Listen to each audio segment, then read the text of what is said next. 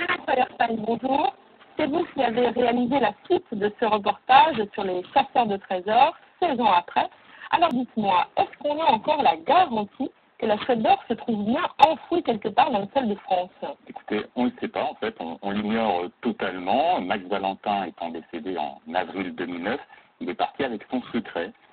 Donc on ne sait pas, on saura le jour où un chouetteur retrouvera l'exemplaire de la chouette. Mais alors est-ce qu'il y a des personnes qui savent?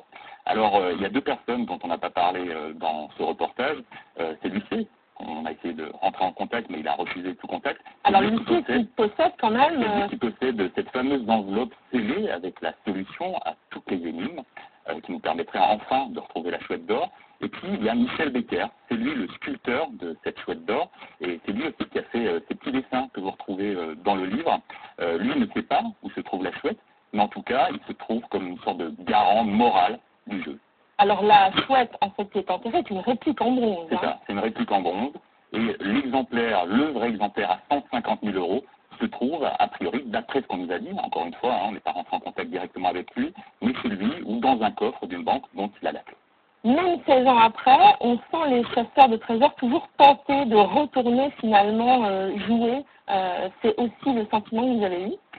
Très clairement, avec ce qu'on a appelé les chouetteurs, enfin, ils s'appellent eux-mêmes comme ça, ils avaient très envie de retrouver cette chouette d'or, ils étaient très contents de nous revoir, très contents de se replonger dans ces livres, et la plupart d'entre eux d'ailleurs nous a montré qu'ils avaient encore la pelle, encore le détecteur de métaux, encore les cartes, encore les livres, et en fait il y a quelque chose qui a changé depuis l'époque, c'est l'arrivée d'Internet, notamment du forum des chouetteurs, où vous voyez des milliers de messages, encore à l'heure actuelle, anciens chouetteurs et nouveaux chouetteurs.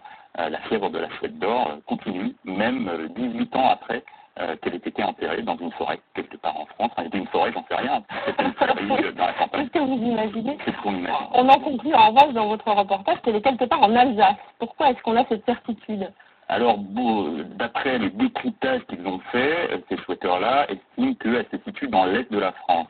On n'a pas plus d'idées que ça, mais ce dont on est certain, c'est que Max Valentin était lorrain, il a habité longtemps à Metz, et d'ailleurs il est décédé à Metz, sur sa terre natale. Alors est-ce que c'est la plus ancienne chasse au trésor au monde, ou bien y en a-t-il d'autres, des chasses au trésor commerciales? Alors d'après les chouetteurs, c'est la plus ancienne, elle a 18 ans maintenant. Alors cette chouette d'or, elle a été faite sur le modèle anglais à l'époque, en 78.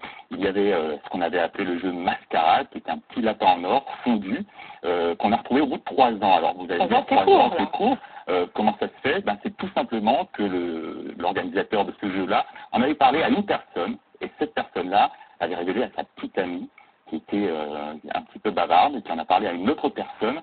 Et c'est grâce à ce petit bavardage, comme ça, qu'on a retrouvé le lapin d'or de Mascarade.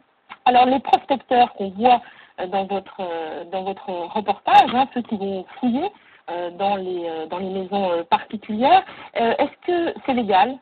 Alors oui, parce qu'il s'agit d'héritage, de famille, donc même vous-même, vous avez le droit de fouiller dans votre maison si ça vous enchante. Alors ce qu'il ne faut pas, c'est rechercher des trésors historiques. Alors où commence, où s'arrête l'histoire, ça c'est un vaste débat. Mais en tout cas, c'est tout à fait légal. Ils prennent 30% des sommes retrouvées. Mais avant tout, ils en vivent, c'est plus des loisirs. Avant tout, ils vendent quand même des détecteurs de métaux, qui sont eux en vente libre, on le rappelle. Mais c'est un loisir pour nous.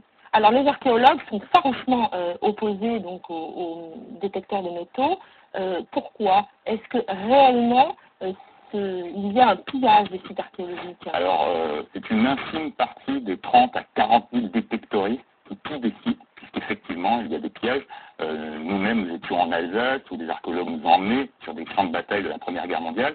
Et en août dernier notamment, il y a eu 17 sépultures comme ça qui ont été retournées, où on a pris les boutons des soldats de la Première Guerre mondiale. De la Première Guerre mondiale. On a pris les boutons de manchette, des plaques d'identification. Donc c'est une vraie perte pour l'histoire. Après on les retrouve, comme on l'a montré dans le deuxième reportage, sur Internet, vendus sur des sites comme eBay. Ils ne font pas énormément d'argent, mais bon, ça représente quand même quelques centaines d'euros par-ci par-là. Mais la majorité, la grande majorité des détectoristes, c'est plutôt du loisir de la détection le week-end, en forêt, dans les champs, et ils ne pensent pas, bien évidemment, causer des conséquences lourdes à l'histoire. La plupart se contentent de petites pièces retrouvées dans les champs. Mais bon, les archéologues ne sont pas forcément très satisfaits de tout ça. Combien y a-t-il de détectoristes en France? Alors, entre 30 et 40 000, hein, selon les chiffres. C'est beaucoup et peu, mais c'est un loisir en tout cas qui est en expansion, puisque Hervé Michel et Alain Cloarec vendent tous les jours de plus en plus de détecteurs de métaux.